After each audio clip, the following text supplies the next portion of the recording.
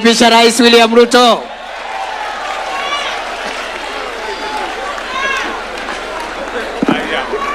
Asanteni sana. Tafadhali tuketi tena.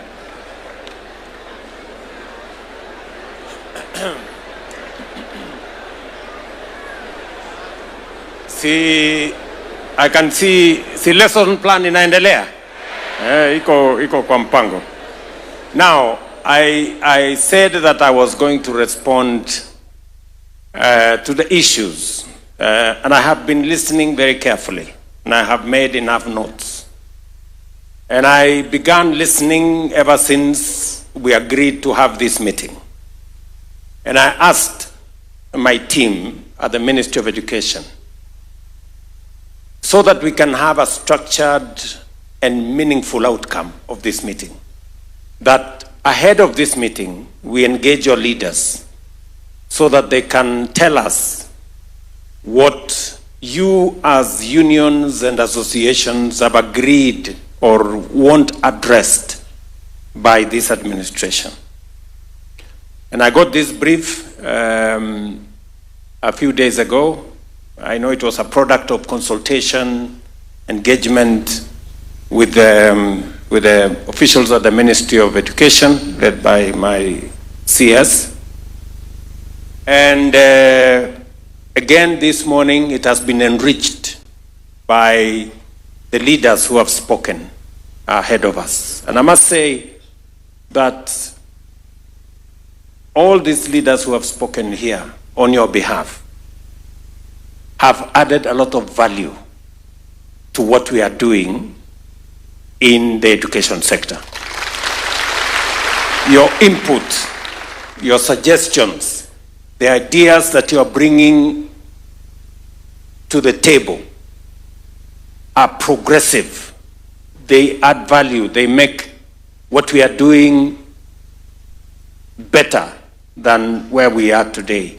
And there cannot be any more patriotic engagement than what I see with this teaching fraternity. Nasema asante sana. Let me respond to the issues. Number one, you have, first let me say congratulations for signing a CBA with the Teachers Service Commission. I know there are many people who are not happy because there was no demonstration. You know? Wengi wanashangaa ati CBA imekuwa signed. How? Mbona sufuria haijapelekwa kwa barabara? Mbona hakuna maandamano? Mbona you know? But is there any reason for us to engage in the streets when we can engage in negotiation tables? There is absolutely no reason. And that is why there are people who are unhappy that this has happened without people quarreling. It is not necessary for us to have a quarrel when we can find an avenue for engagement and agreement.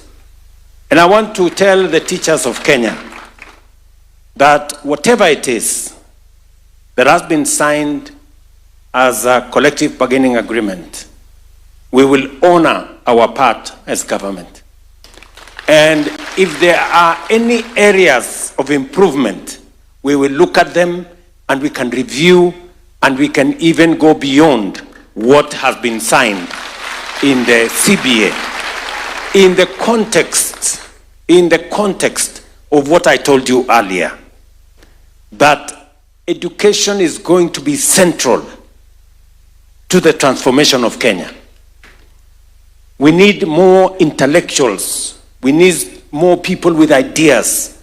We need more knowledge if we were to move Kenya from where it is to where we want it to be. So we will spare no effort in doing this. You have asked that we reduce the CBA cycle from 4 years to 2 years. I want to say that that is a useful suggestion. I am told from the presentation that has been made that it is possibly what is recommended, you know, globally, that maybe this should be the case. You also appreciate that we have a situation in Kenya But Mr. Kuria says, even though we have a situation in Kenya, we must think, because this is a very important sector. So my first reaction is that I accept that this is the case, but Oja.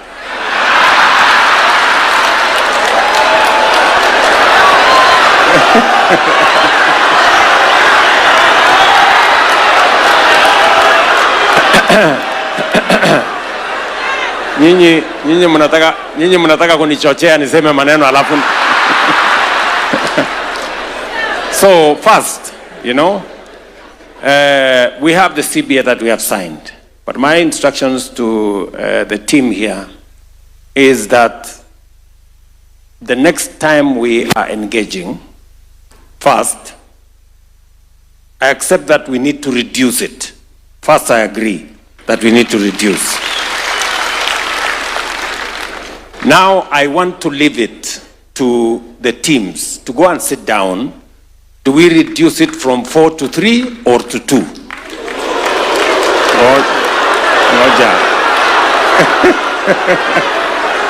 So, I want, because we are engaging, Sindio?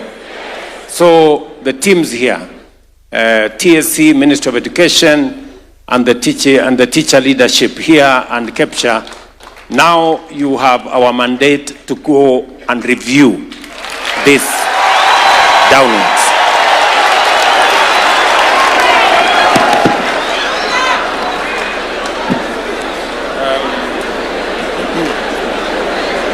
Number 2, on capitation. All the good people who have spoken here on your behalf have spoken to the matter of capitation. And there are 3 issues, actually 4, that I see here on capitation. Number 1, you want the 50-30-20 to be respected because there is a problem. Sometimes there is delay. Most times there is delay. Let me put it that way. So I'm instructing the Ministry of Education to sit down with the Ministry of Finance. When I try to ask them what is the issue, they told me that because our financial year is June to June, and the education here is January to December, there is a bit of a disconnect. So we need to align. And now I am telling the Ministry of Education to sit down with the Ministry of Finance so that we can align this, so that we attain. And to give us a report by December so that we can begin the new year with better arrangement. Number 2, on this capitation. Our primary school section, both union and association, have said it correctly. At the moment, we are not meeting the 2,238 per student. We are sending about 1,400 per student. We must, live up to what was recommended by the Presidential Working Party.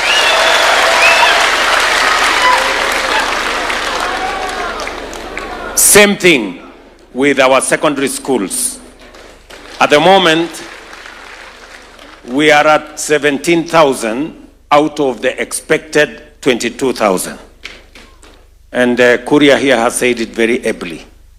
I agree with you that we must get it to where we want it, where it is recommended to be. Now, let me say this, that whatever the gap is, we have a gap of almost 800 in primary school and a gap of about 5,000 in secondary schools. Sindio? So what we will do, the next financial year, we will reduce that gap by half. and close the gap in the following financial year. The Ministry of Education is properly informed, so that whatever resources we have to find from wherever place, we have to close that gap in the next 2 cycles, so that our learners can have access to education. If we make some savings, because as you know, we are currently going through a digitization process to make sure that we clean up. We are informed that there are ghost schools, there are ghost students, there is a ghost everywhere. So we have, we have agreed that we need to remove the ghosts. If we make enough savings, and we are told that it's possible to make enough savings, we could actually close that gap in 1 financial year. But I'm telling the ministry, whatever savings we make from the exercise we are going through, and I'm very happy that teachers are supporting, you know, the transparency and the integrity we want in schools. Because part of the success of Kenya is how we deal with wastage, pilferage, corruption. Are we together?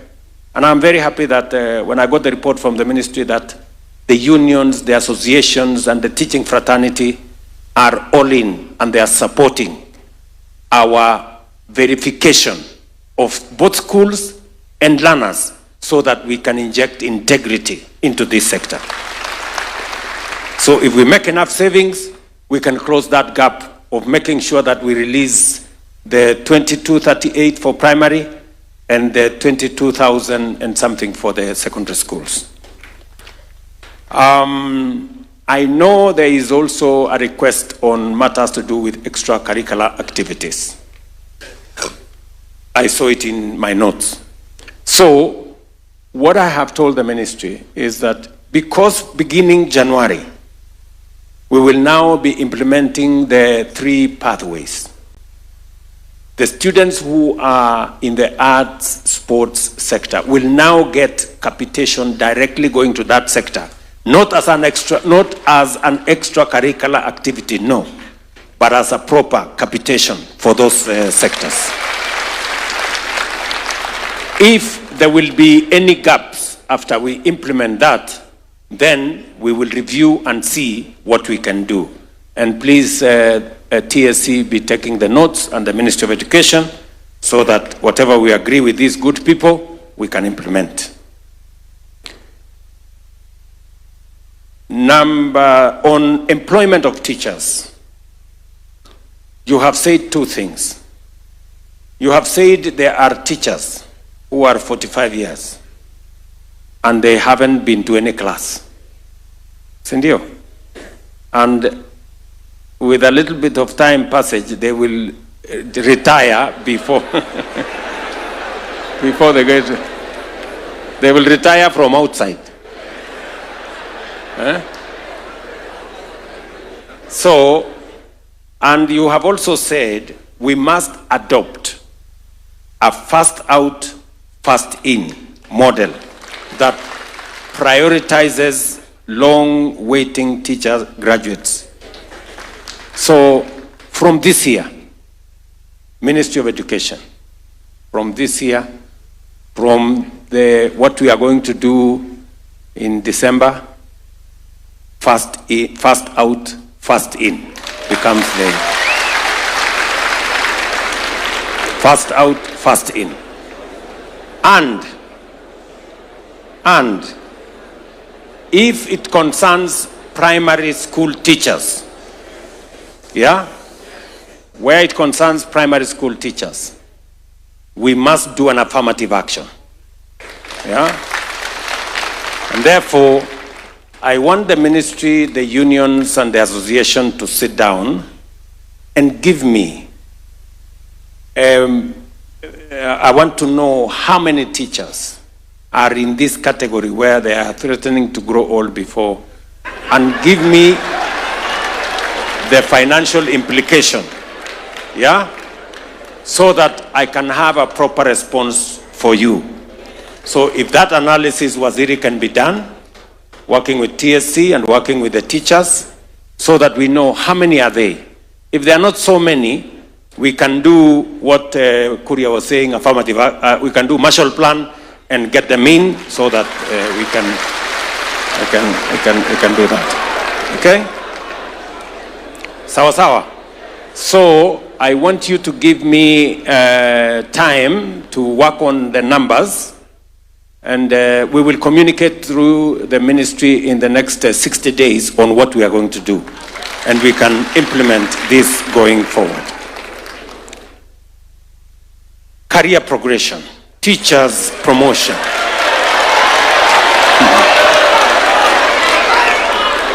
One of the biggest problems that we have had to deal with is, number one, delocalization. I think we have solved delocalization significantly.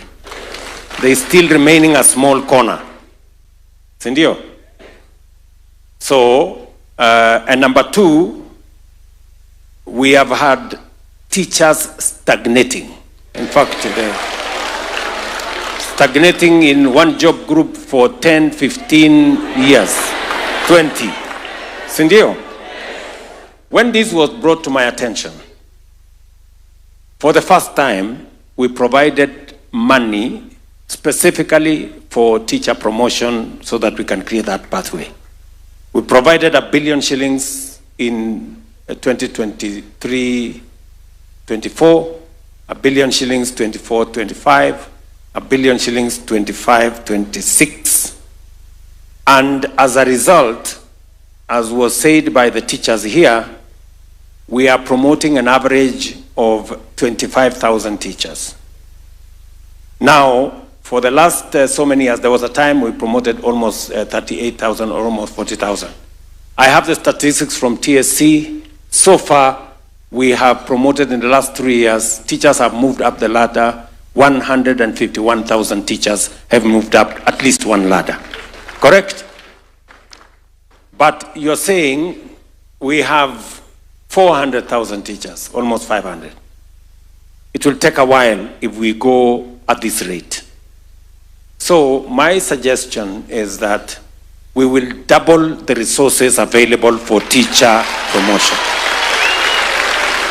From next, naelewana?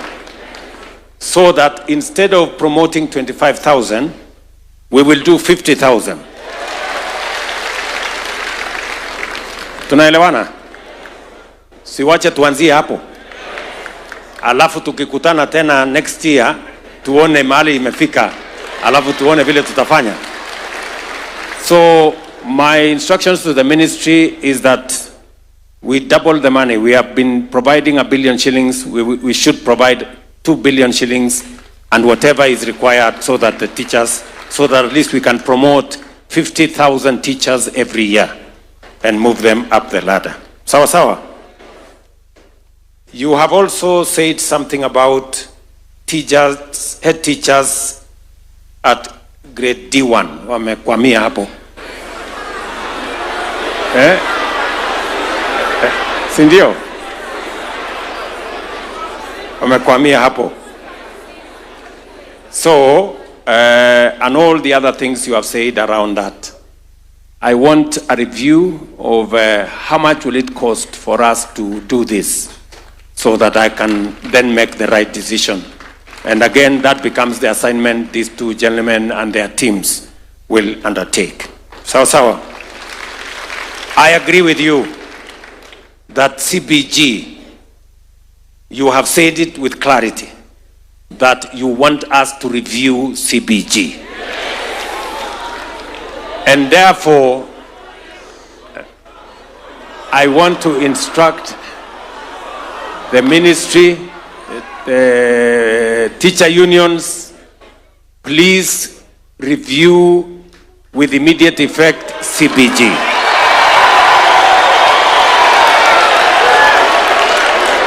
And provide a guidelines for us, Sindio, so that we eliminate any remaining vestiges of teacher delocalization.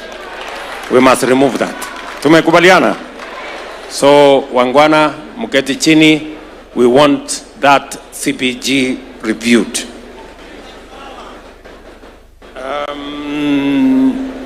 Also, you have mentioned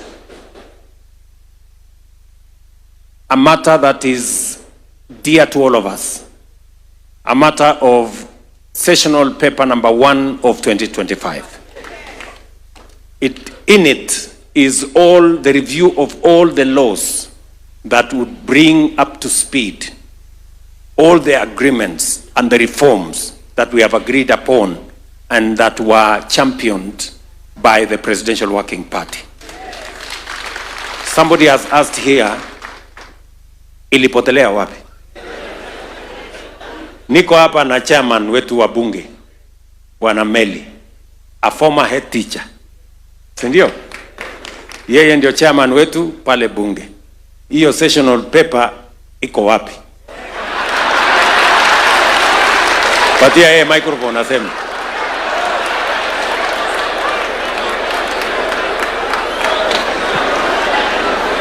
Thank you, Your Excellency. The sessional paper is a product from the cabinet and it will be transmitted to Parliament. So we are waiting. So when you transmit, we shall take it up. Okay. Can Waziri confirm where it is? Yes, sir. Thank you, Your Excellency. As you correctly said, the sessional paper is a product of the 13 bills that are undergoing processing through the AG and ourselves and Treasury. Once it is completed, it will come to Cabinet, then we'll submit it to Cabinet. It is work in process and we are working on it. Okay, Waziri. Thank you, sir. Timelines. Can you give us timelines? The next... Yes. Yeah. Your Excellency, they will be ready for submission the next 60 days. Okay. The minister is saying we give him 60 days. I cut it down to 45 days. Thank you. 45 days. So the 45 days, Waziri, the 45 days starts running from today. So tutaanza kuhesabu. The Deputy President is here, atatusaidia kuharakisha huko cabinet. Alafu Meli na wenzako ikifika bunge mtajua vile mtafanya. Kila mtu acheze kama yeye.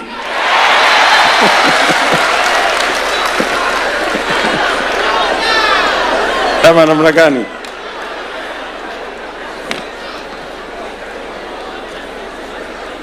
Okay. You have also recommended, because that's why I'm saying you people are very progressive, because everything you have recommended is reasoned. It is not a product of emotion. It's a product of knowledge and understanding. So you have also proposed that we establish competence-based education resource centers in every sub-county to support curriculum delivery. I want the chair of the committee in Parliament to take that because, because we have resources in CDF and we want to agree on how CDF is going to assist. I'm going to work with the committee of Parliament so that we can use CDF resources to deliver on these resource centers, because we understand the importance. So you can take it that we have agreed that we will provide this. And unless Meli is of a contrary opinion. But yeah, microphone atuambie kama ni sawa. Excellency, CDF does 80% in education. And we'll just include it and we'll run it as part and parcel of the education programs you are doing. Very good. You know, when Meli and his team asked me that they wanted to be part of this meeting, I'm sure he didn't know that he was going to be part.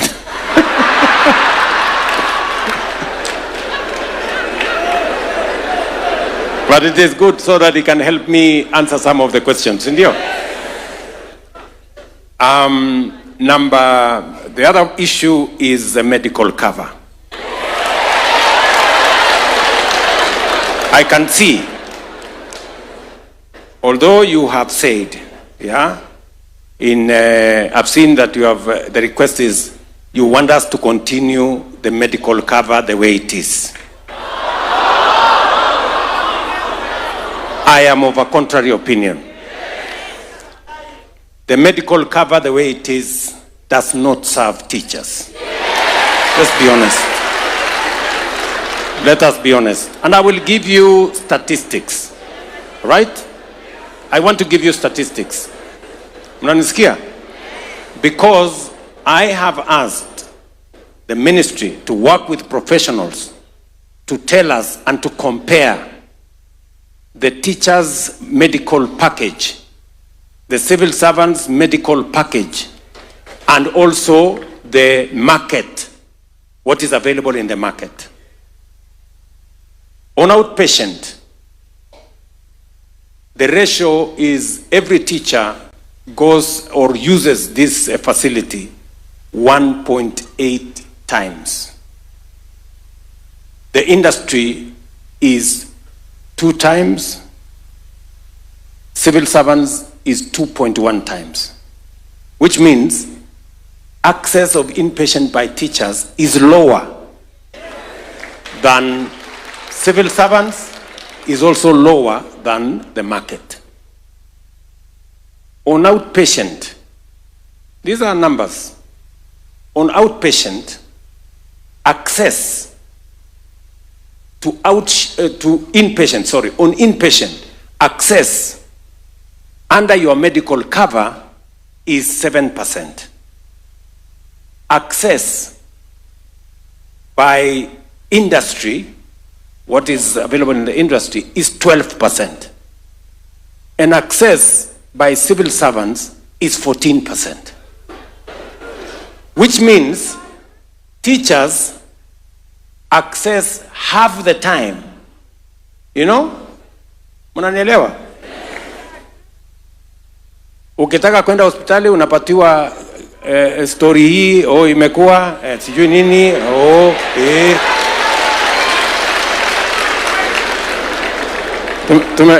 Tumeelewana? Tuko pamoja? No, I was actually wondering how you people could say, let us continue with this thing the way it is. Number 3, still data on your medical scheme. On average, it costs 117,000 what you are charged for inpatient, on average. On average, the industry average is 100,000. Civil servants is 98,000. Meaning, you pay more for every visit than what others pay.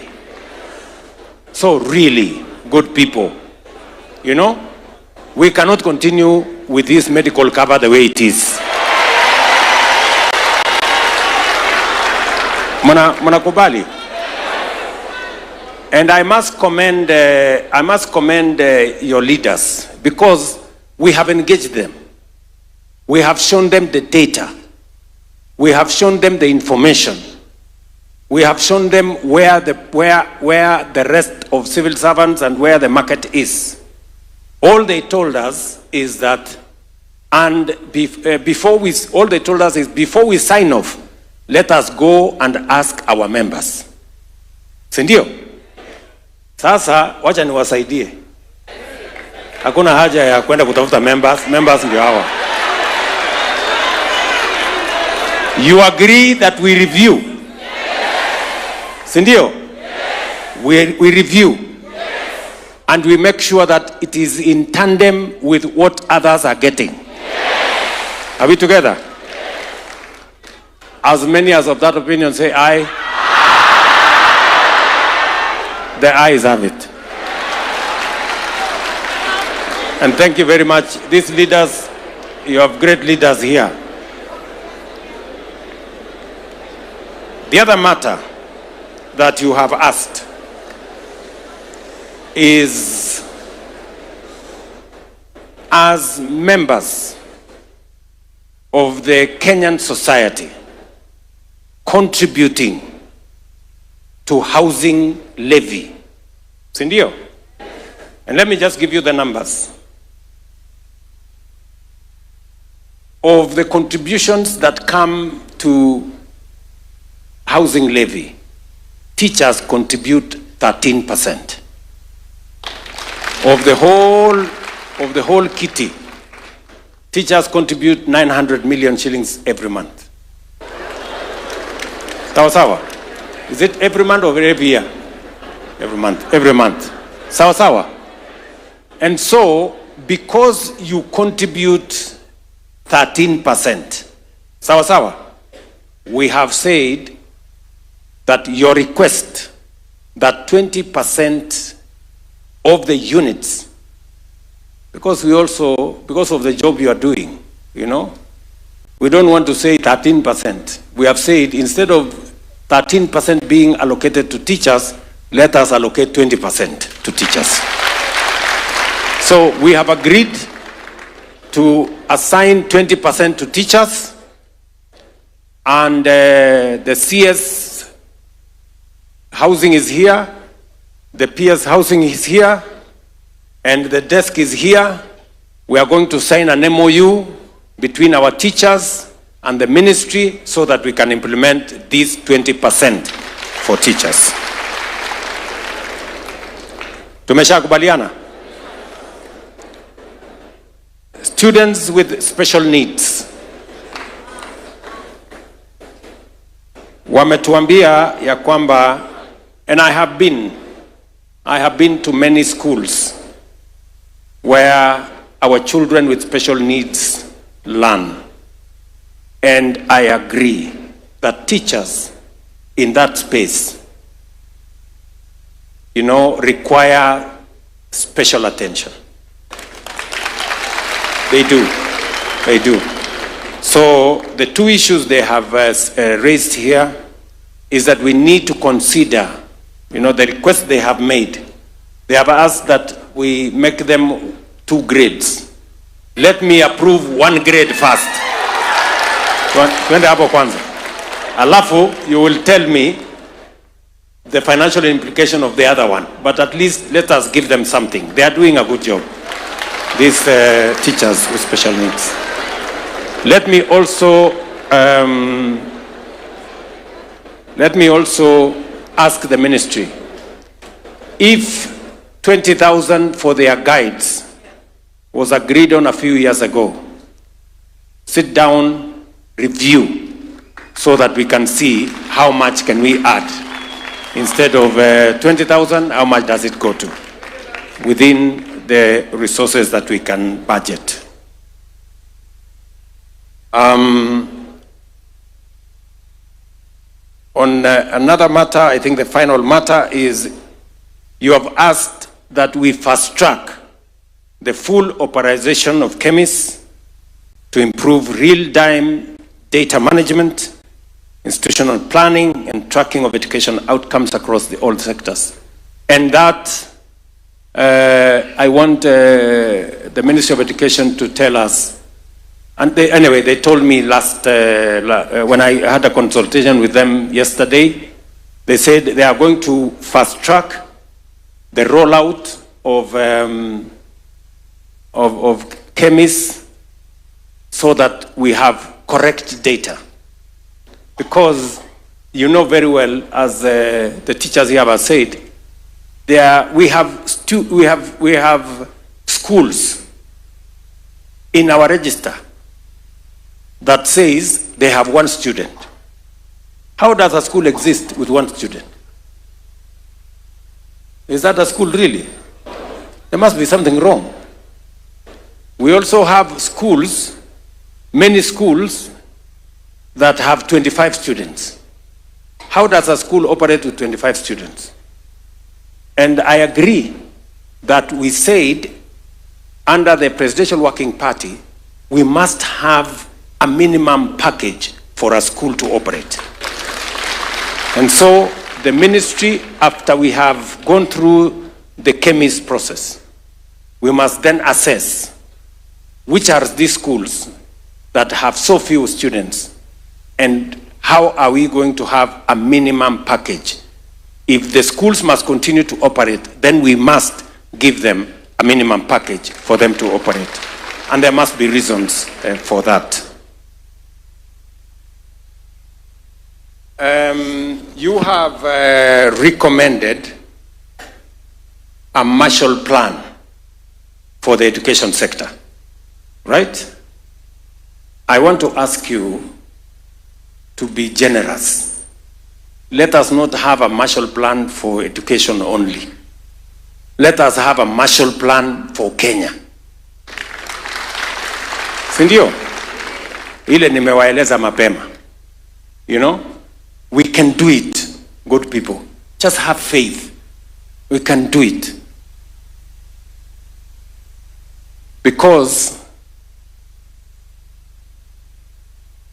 if we believe in something, if we believe in our country, if we believe in our potential, it starts with us believing in ourselves. You know, doubt is the enemy of progress. And we must not be cowards. Unajua hata Biblia inasema watu waoga hawaendi mbinguni. Do you know that? Mwende msome Biblia. Cowards, they will not be in heaven.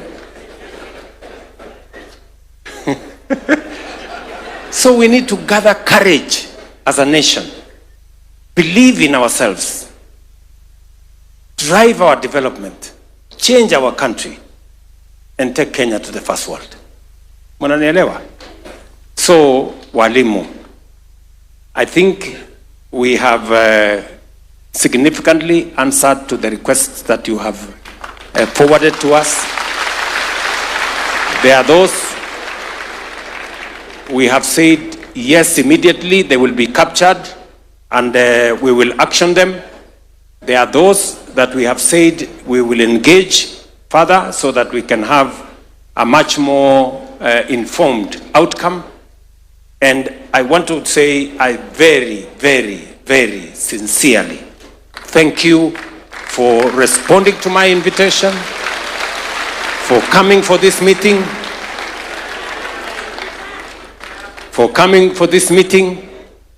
and I agree with you that because we have started the conversation, si karibu tunamaliza, because we have, oh yes, there is somebody reminding me there are issues of retirement, that it takes too long. There is something we are doing with that public servants superannuation fund. There is something we are doing there. But we have already straightened NSSF. When you retire, your NSSF benefits are ready within 10 days. That's what we have agreed. In fact, we're trying to work with NSSF so that your retirement benefits become ready in 1 day. That is where we are going. It used to be months. We brought it to weeks. Now it is 10 days. We want to take it as close as possible. When you retire today, you pick your check for retirement tomorrow from NSSF, wende nyumbani, wende usukume mambo yako. But I also want you to I want also to tell you the following. Mnanielewa? Because now under what we have reformed, the new reforms we have done in NSSF, you are no longer contributing 200 shillings. Now you're contributing 6%. And government is contributing 6% for you. When you retire, you will actually have a very good package. you will earn a monthly. Forget about ile pesa ya kuchukua lump sum alafu inaenda unaoa bibi mwingine unazama. Sasa you will have a proper package, retirement package, a percentage of your salary which you are going to earn mpaka uende safari ile ya mbali. So that is going to change, and you will be informed how that is going to change. But that does not mean that we don't deal with the issue that you have raised. So, my friends, mimi nawaenzi sana, you know, and I truly appreciate this engagement. It has helped us as a government to align the issues in education. It has given us insights and new ideas on how we can improve education outcomes. And it is because, as I told you, whether you talk about Malaysia, whether you talk about Singapore, or you talk about South Korea, education was central to their transformation. And that is why we are investing time and resources in making sure we get it right in education, because it is the catalyst for us to move into the future. But it is going to take the collective leadership, the collective courage of all of us to be able to move Kenya to the next level. And I am confident that I have your concurrence, that we are going to do this together. Walimu jameni, tumekubaliana tutembee hii safari pamoja. Mumekubali? We move Kenya forward. Tuwache ukabila. Tuwache chuki. Tuwache migawanyiko. Tuwache uoga. Tuende na mbele. Hebu nione wala wanasema tuendelea pamoja namna hiyo. Bas, Harambee.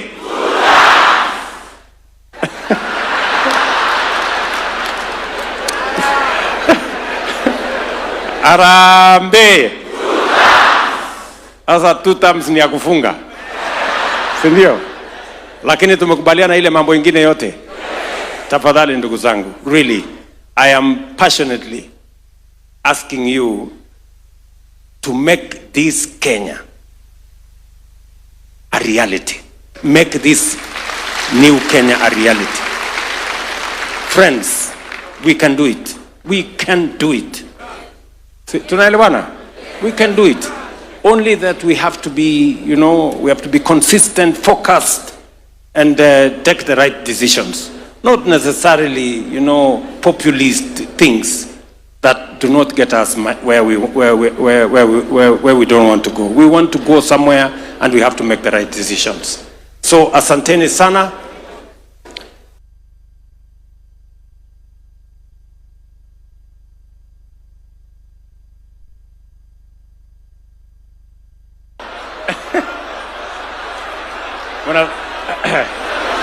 Unasema to postpone maswali to next meeting.